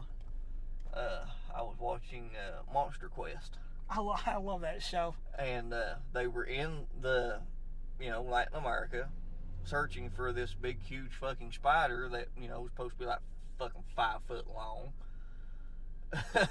Yeah. And they found one said tarantula that could do all that. Shake the hairs and everything else. And that sumbitch was like 6 to 8 inches. I mean, it's fucking huge tarantula. My God. I know. Tarantulas can grow pretty big. I mean, especially in the dense, like I said, the Amazon or the Congo where this movie took place. Normal animal. Look at the anaconda. Yeah. Which was another movie that I think was in the 90s. It was. And I'll tell you the reason why I hated the movie is because Can I take a guess why you loved it? All right, I'll let you take a guess. Would it be a certain half Hispanic woman with a big ass? Jennifer Lopez? I knew that'd get you. Oh, God. By the way, I still ain't seen that the Jennifer Lopez Cardi B movie because I want to wait till it comes out on our streaming service to watch that, so I don't have any interruptions watching the movie, because it's probably going to be such a good movie. I don't want anybody bothering me. I'm fucking sure. But I did forget one good vampire movie. Okay. And it's a Tarantino movie. Yes, and they've recently made this into a series. Yeah. From Dusk Till Dawn. Yep. Had George Clooney, Salma Hayek, Quentin Tarantino, of course. It had another person in it that Cheech Marin. I can't say his name. Juliette Lewis. Yeah, Juliette Lewis. She was in there. Yeah. And that movie, other than the vampires, is totally plausible. I was like, okay, where you vampires, JP? I thought my Steve Irwin conspiracy theory was out there. Well, here's the thing. The conspiracy about vampires is there is no fucking conspiracy. I know. There are fuckers out here who literally think they are fucking vampires. And drink blood and have dental work for the fangs and all this other horse shit. They are called crazy. They're called fucking lunatics. Yeah. Look, if you want to be goth, okay? Yeah, even the goth people are like, what the fuck is wrong with you people? Yeah. That's like saying I identify as a fucking zombie. Well, there are some people that actually, I think you just said it, actually don't have the dental work done. They do. Just to make it look like they're vampires. Yeah, they do. You met one such person. I have? Yes. Because what's his character in wrestling? Oh, yeah, Gangrel, that's right, yeah. Yep. Me and him talked baseball when I first met him. So there's that. And you had a movie, you both enjoyed. Is it plausible? No. Did this guy scare the fuck out of us as kids? Yes. The Crypt Keeper. Yeah. I met the Crypt Keeper. Is he an asshole? No. Well, I met the guy who... Well, shit. I met the guy who does the voice of the Crypt Keeper. He comes off as an asshole. Really? You think so? I mean, on TV. Oh. playing the Crypt Keeper. Oh, I was going to say, because nothing could be more farther from the truth. That dude was nice. When he signed my autograph, it was my first time at the Scarefest convention. Yeah. He put down, "Nice to meet you. Glad to pop your scary." That's funny. Yeah. Yeah, but you didn't know this. You remember the Marvel Ultimate Alliance games? Yeah. He did the voice of Deadpool. Shit.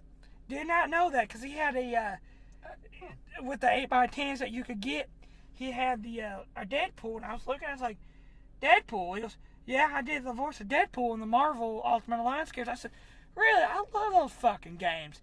And now that I think of it, you can hear it. I can actually hear it. Now that, But the movie I'm talking of, I mean, there were several on top of the show, which was a nice horror show. Bordello of Blood, which was great.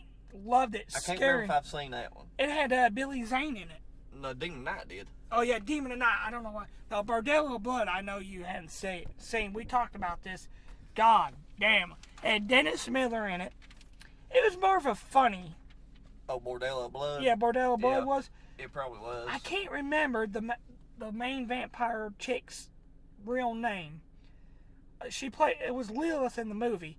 But, God, oh my God, is she fucking gorgeous. Oh my God, red hair, long red red hair. The movie was good though. I'm gonna start bringing a 5-gallon bucket of ice water with us. Cool your fucking ass off. It was really good though. I mean, now Demon Knight, which if you really want to watch a scary movie, Demon Knight, go with that. It's pretty scary. It had Billy Zane in it, and it has another. God, I can't think of the motherfucker's name. Billy Zane stands out, but he also plays basically the main character. He's the main demon. Yeah, the main demon. There's another guy in it, another famous guy. I can't think of his fucking name. You know who I'm talking about? Yeah, I know the who you're face. talking about. I cannot think of his I'm gonna fucking name. I gotta throw it in the Google machine real quick. It's not fucking Clint Howard. No. He played in Ticks. I want to say it's Viggo Mortensen, but I know it's not him. Nah, I don't remember Viggo Mortensen in it. No, he's not in it. I just can't think of the guy's name. Okay, I'm looking it up right now in the Google machine. You look it up in the Google machine. I am. I know it's on our streaming service because I watched it not too long ago. And by not too long ago, I mean it was months ago. Okay, William Sadler, the fucking whatchamacallit from Bill and Ted. The Reaper? Oh, the Reaper. Okay, yeah. William Sadler was in it. All right, yeah. Oh, God, John Cassar was in it, too, the Crypt Keeper. Yeah. Thomas Hayden Church was in it, too. Wow. See, it's been so long since I've seen it, I forgot. Well, I think most of these people we didn't know back then, and now watching it, I'm like, oh, that guy was in it? Yeah.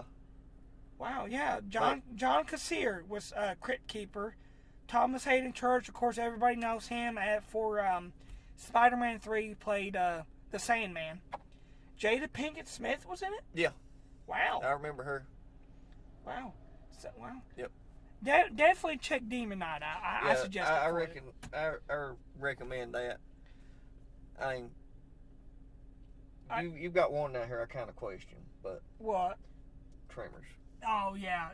And that's a perfect thing to end. I don't know. Is there any more besides Tremors? We got Tremors. That one. House on Haunted Hill wasn't really. No, that was in 2000 or 2002. So yeah, let's end it with Tremors real quick. Tremors. Kevin Bacon. Kevin Bacon. Fred. I can't think of his name. I can't think. I want to say Fred Durst, but no, it's that's not Fred. Limp Bizkit. It's more comedy. Well, kinda. But not it's really. It's one of those. It could be. They label it a horror movie, but it's kind of not. Yeah. I mean, it's a good movie. I liked it. I'm not going to say it's plausible, but I will say that. Well, maybe, back in the fucking day. Yeah. A big version of a fucking worm. Well, I mean, essentially, that's all these fucking things are. They have proved that radioactivity can affect animals like that, or any creature. Well, I mean, back then, there were, I'm talking about, like 365 million years ago. Yeah. They proved that rats were the size of that fucking truck. Yeah. Armadillos were fucking huge. Spiders were literally, 5 to 8 feet. Yeah. Because the oxygen content back then was like 60%. Yeah, because there was more trees. So they could grow bigger. Yeah. Because them life forms needed a more oxygen rich environment to grow that size. Yeah, because of all the fauna and. But well, even the trees and everything was fucking bigger back then. Well, us as a society has cut down all the old growth big shit. And polluted the air, so it's kind of. Yeah. But that's neither here nor there. And now this is not no big political thing here where it's we're hurting the environment and this is the truth. We have polluted it with the cars, trucks, power plants. We have ruined the ozone. That's at the same our biggest threat that we've done as mankind has been nuclear. Yeah, I mean, climate change is eventually gonna melt all the ice caps, but that's gonna be millions of years from now, thousands of years of whatever. It's not now. It's a slow process, people. It is what it is. But I will end on, they did make some video games based around some of these horror movies. Now, I know they did make the Jason game, because that motherfucker was harder than hell to kill. Yeah.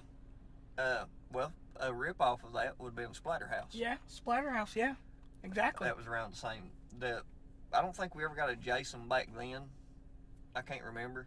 I know we got one, recently. Yeah, no, we did. Okay. The original NES game. Okay. He had like the blue, purple or colored shirt on. He was really fucking hard to beat. Okay, yeah. Really hard to beat. I forgot about that one. Yeah. We never got a Hellraiser one. No. They tried for the Super Nintendo, I think it was, and then the PlayStation, and it just kept falling through. The closest thing we ever got to a Hellraiser movie was Clive Barker's Jericho. Yeah. That was a real horror fucked up game. Well, you said they made an Evil Dead game. I don't remember. They made a couple of them. I don't remember this. I know you can definitely find it on the original Xbox and the PS2. I think there's 2 of them. Okay.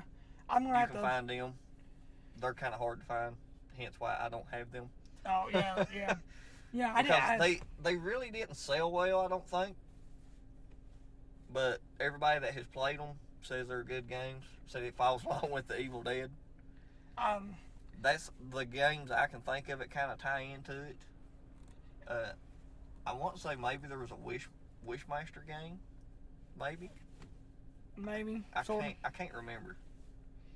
I can't remember on that because I really didn't get into playing a whole lot of horror games till I got way older. I remember the Jason game. Did they do a Nightmare on Elm Street game? I want to say they did. I want to say they did, but I don't remember. I just remember the Jason game. I do remember that. I remember Freddy making fun of the Power Glove. Yeah. So, I mean, there is that, so maybe that's where we're getting confused, but... Yeah. You think if they made a Friday the 13th, they would have made a Nightmare on Elm Street. You would think, but who the hell knows? Yeah. I mean, I can't think of any other... I mean, of course, we got the opposite, we had Resident Evil games, and then later got the movies. Yeah. And then, Dead Rising, of course. Yeah, but those movies weren't until later on. Yeah, and Left 4 Dead. Yeah. Which, Left 4 Dead, you could say, basically is, takes inspiration from George A. Romero's movies. So, there's that. But that's all I can come up with. I'm pretty sure we've missed some. I'm sure we've missed a bunch. Yeah. But, I mean, either that we haven't watched or just... forgot about. Yeah. Hey, we try to do what we could. And there's, there's other movies that we could talk about, but they're not 80s. They're not 90s. No. I know a lot of older ones, especially some Vincent Price movies. Yeah. We're not going to talk about like the old Bela Lugosi Dracula that's not fuck no. I mean, that's not a horror movie. I'm glad they did that. But I will mention it paved way. There is one. I can think. Can I guess? Go ahead. Can I guess? Because it just crossed my mind when I said Bela Lugosi, and I completely forgot about Robert De Niro's Frankenstein. No. Okay. They remade. Do you remember that though? Him playing Frankenstein. I think I vaguely do. It was called Mary Shelley's Frankenstein, and he played. I think I vaguely. I think it was De Niro. I don't know. I can't remember. I don't know. But this one just hit me like a ton of bricks because I was thinking about old movies. Okay. And it was the first appearance of Dracula, Nosferatu. Oh yeah, It's yeah. a silent film Oh, in the yeah. 20s, black and white. And they remade They it in the remade it. 70s, didn't they? Late 70s, early 80s. Yeah. They changed the story up, but That was a scary fucking looking vampire. especially in Even the 20s. now. Yeah. And part of well, watch Night Flyer and you'll see you'll kind of see like, holy shit, there's kind of similarities there to a point. Okay. Except Night Flyer's not bald and look like some of our And big long fucking fingernails. a co-worker. Yeah, it just crossed my mind what you were talking about. But on that note, we will end this episode with a big thank you and fuck you.